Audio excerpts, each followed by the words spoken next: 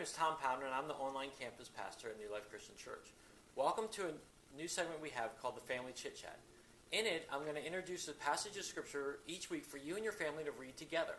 And then I'll also follow it up by asking about 2 to 3 questions for you guys to process and discuss as a family.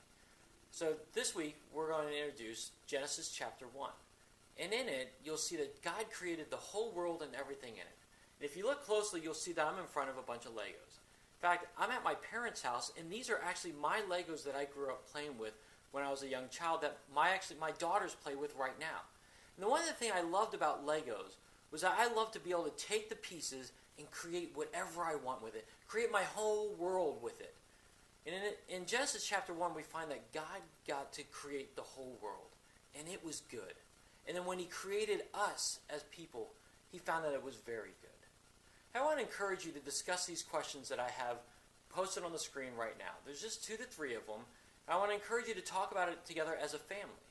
But I also want you to remember this bottom line, that you were created so that you can be creative. No matter who you are, God created you special and for you to be creative. And so I want to encourage you to unpack that together as a family and discuss what does it mean for you to be creative today and use the talents that God has given you today. Hey, I also want to encourage you as a family that this month that you would look up Ephesians chapter 2, verse 10.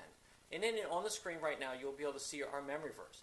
If you want to memorize something together as a family, this is a great verse for you to look at together and memorize. Hey, well, that's all the time we have for today. I hope you read Genesis chapter 1 and that you know that you were created so that you can be creative and use God's talents for his good. Thanks a lot. See you next week.